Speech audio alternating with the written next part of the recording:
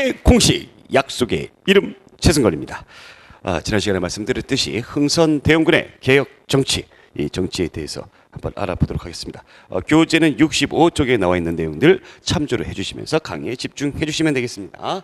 자, 흥선대원군입니다. 흥선대원군의 모습이고요. 흥선대원군의 제가 이 가계도를 제가 좀 정리를 한번 해봤어요. 예, 흥선대원군은 어디 있습니까? 네, 여기 있네요. 네, 예, 흥선대원군. 자, 이 대원군이라는 호칭이 어떻게 생기냐면은 임금의 아버지한테 붙여지는 것이 대원군입니다. 예, 그러면 본인은 임금이 아니고 자기는 임금이 안 됐고 자기 아들이 임금이 됐을 때 대원군이라는 호칭을 이렇게 붙여준다라는 거죠. 그래서 대원군의 아들이 이제 고종이고요.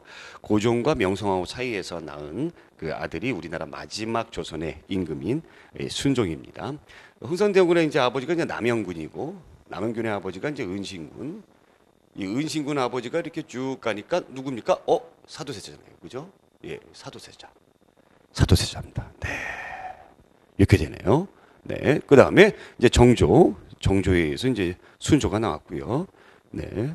그 다음에 이렇게 쭉쭉쭉 나와서 또 이제 헌종이 나오고 어찌됐든 이렇게 쭉 올라가니까 영조, 사도세자, 그 다음에 이렇게 내려오는 어떤 가계도를 볼 수가 있다라는 겁니다. 흥선대원군이 있었을 그 당시에는 이제 세도 정치기였기 때문에 왕권이 굉장히 무시당하는 형편없는 그런 시기였죠. 그래서 흥선대원군이 뭐 상갓집 망나니니 뭐 궁도령이니 이런 모욕적인 그런 얘기를 들어가면서까지 꾹꾹 참고 견디면서 그러면서 딜을 했었죠. 예, 누구에게? 조대배에게, 풍양조씨의 조대배에게 딜을 했습니다. 당시 안동 김씨의 어떤 세상에서 다시 풍양조씨가 정권을 잡기 위해서 자기 아들을 이렇게 조대비와 딜을 하게 되면서 임금이 안치게 해달라 이렇게 얘기를 했던 것이죠.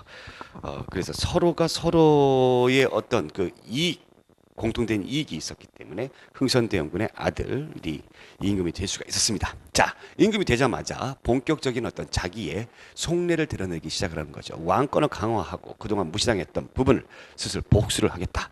또 백성들의 생활을 도탄에 빠진 백성들의 생활을 구하겠다. 그래서 흥선대원군의 개혁 정치는 세도 정치기에 반대되는 내용들이다라고 보시면 되겠습니다. 우선 세도 정치를 혁파합니다. 비변사, 문제도 많고 말도 많았던 이 비변사를 폐지입니다. 폐지. 그러면서 의정부와 삼군부, 이 군대를 다루는 곳이죠. 이 의정부 최고기구 이런 것들을 이제 부활을 시켰고요. 자, 법전을 편찬합니다. 대전 회통이라든가 육전 조례 이렇게 나오는데 법전이 편찬되려면 어떻게 돼요? 왕권이 강해야 되죠. 왕권이 약한 임금들 같은 경우는 법전을 편찬할 수가 없습니다. 그래서 성종 때의 경국대전, 그죠? 성종 때 왕권이 강했잖아요. 그 성종 이후에 왕권이 이렇게 강한 임금들이 안 나타났던 거죠. 쭉 우리가 한번 보시면 그러다가 왕권이 강해지는 것이 이제 몇 세기 들어오게 되면서 18세기 들어오게 되면서 영조 때의 경국대전의 속편이다 해서 속대전, 그 다음에 정조 속편 나왔으니까 통합편, 대전 통편, 통합편까지 나왔어요. 대전 회통, 회고편 이렇게 외워두시면 아마 그 순서가 이렇게 쭉 잘 정리가 될 겁니다. 자, 그리고 왕권을 강화하기 위해서 임진왜란 때 불타 없어졌던 경복궁을 다시 세웁니다. 이게 돈이 어마어마하게 들어가는 거죠. 돈이 어마어마하게 들어가니까 원납전이라고 해가지고 어떤 기부금의 명칭이 원납전이에요. 원하는 사람은 내지요. 근데 누가 원하겠습니까? 돈 내라는 거. 그죠? 아무도 원하지 않습니다. 그렇기 때문에 나중에는 이것을 사람들이 어떻게 불렀느냐. 원하는 사람은 내시오, 납부하시오가 아니라 원망하는 돈이다. 그래서 원망할 원자. 그 다음에 당백전을 발행합니다.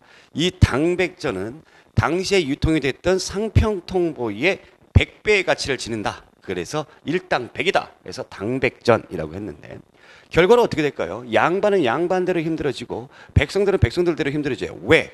백성들은 뭐 때문에? 물가가 올라가죠. 인플레 현상이 생기니까 물가가 올라가고 그 다음에 백성들이 노역에 동원이 됐기 때문에 힘들어지더라라는 겁니다.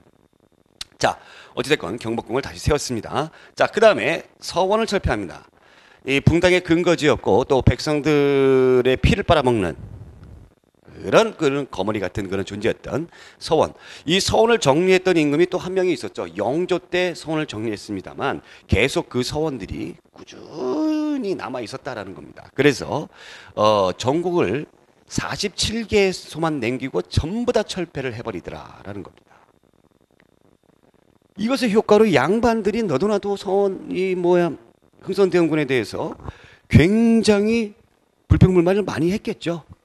흥선대원군이 뭐라고 했습니까? 이 서원철폐에 대해서는 흥선대원군의 정말 그 오른팔이었던 비서실장과 같은 그런 사람들도 이것만은 좀 고려를 해보시는 게 어떻겠습니까? 라고 말할 정도로 굉장히 당시에 양반층들의 반발이 심했다라는 겁니다. 그때 이 흥선대원군이 이런 얘기를 하죠.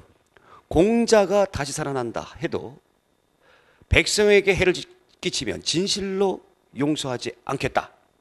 서원철폐의 강력한 의지를 보이는 그런 멘트를 빡 멋있게 날리더라라는 겁니다. 자, 그 다음에 삼정을 개혁합니다. 삼정을 개혁하는데 이 삼정, 백성들을 괴롭혔던 이 세 가지 세금제도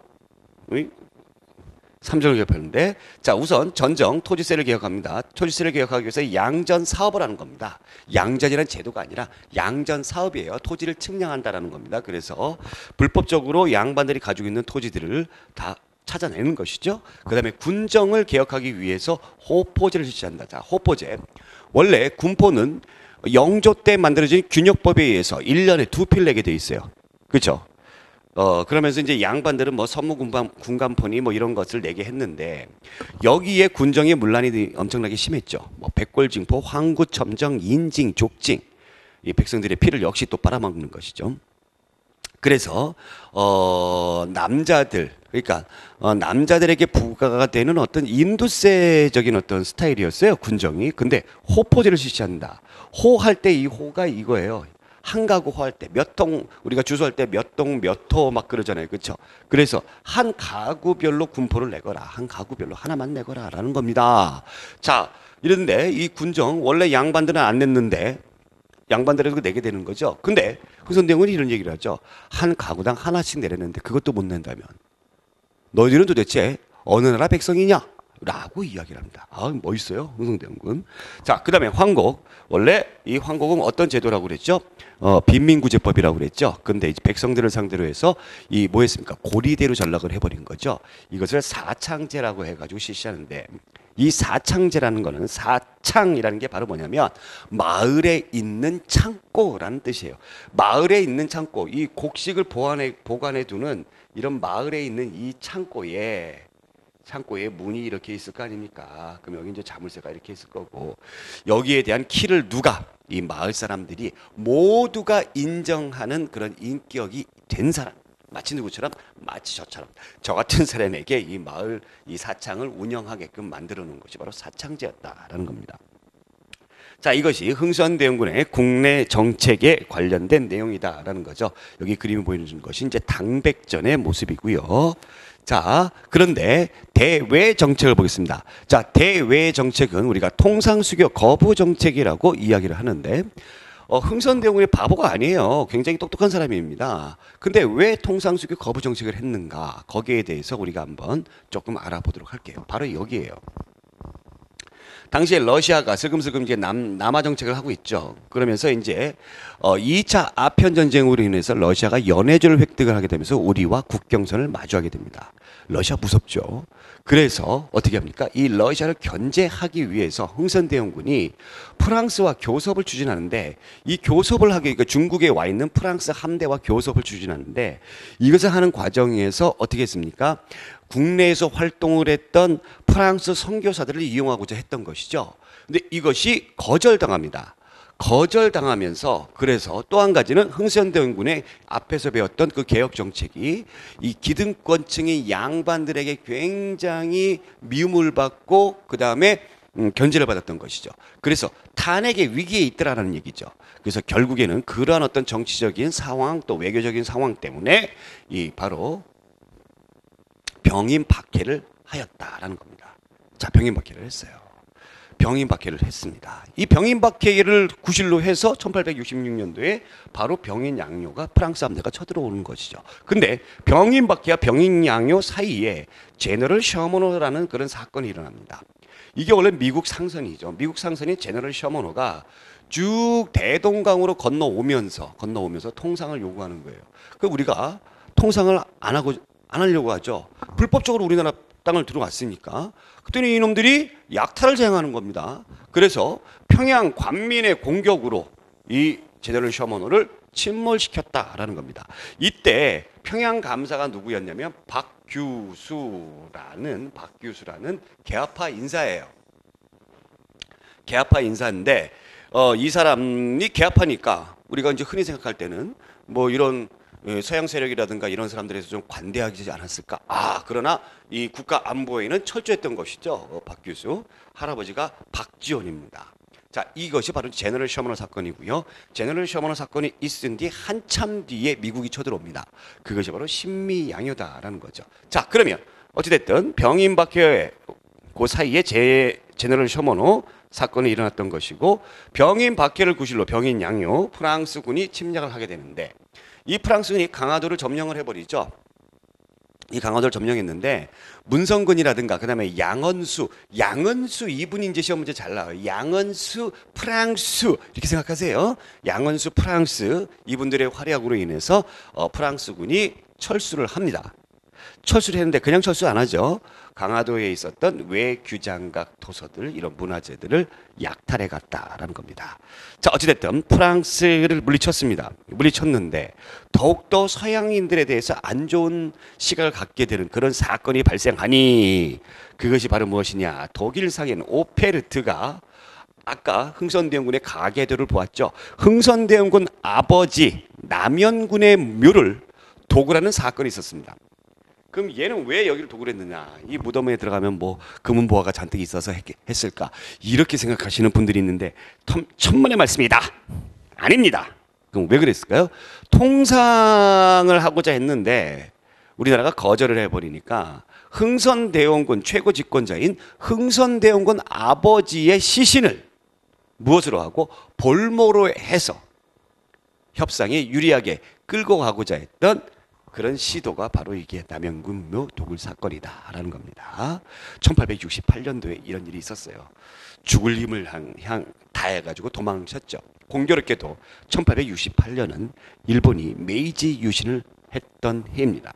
그러면서 아시아에서 최초로 근대화에 성공하게 되는 그런 해였죠. 자, 신미양요가 1871년도에 일어나는데 자 보세요. 병인 박해로 인해서 병인 양요 바로 일어났죠. 그러면 제너럴 셔먼호 사건으로 인해서 바로 미국 함대가 쳐들어와야 되는데 왜 이렇게 한참 뒤에 5년 뒤에나 들어왔느냐.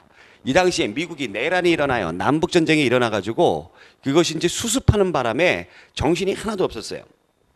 그래서 동양에 조그만 있는 이 조선이라는 나라에 신경 쓸 수가 없었어요. 그리고 어느 정도 이제 수습이 되고 질서가 잡히니까 예전에 이러한 사건이 있었지. 아유 좋아라. 요거를 구실로 쳐들어가자 해가지고 미국 함대가 쳐들어오게 됩니다. 역시 어디로 쳐들어와요? 강화도로 침략하게 된다.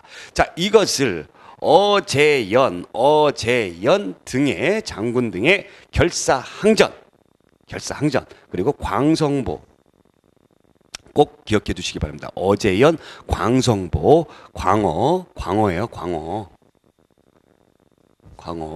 예, 광어 좋죠. 먹고 싶다.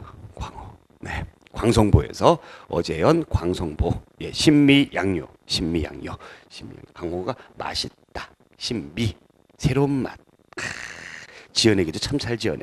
자, 여기에서 결사항전을 했습니다만 결국에 광성보가 함나게 됐어요. 그러나 미군이 자진 철수합니다. 얘네들도 뭐 한국에 별 볼 일 없다. 이게 철수해요. 어찌됐든 우리는 이것을 승리를 했다라고 생각을 하고 있고요. 그래서 흥선대원군은 전국 각지에 척화비를 건립하게 됩니다. 서양 오랑캐가 쳐들어왔을 때 싸우지 않고 화해를 주장하는 것은 매국하는 것이다. 라는 것을 남기게 되는 것이죠.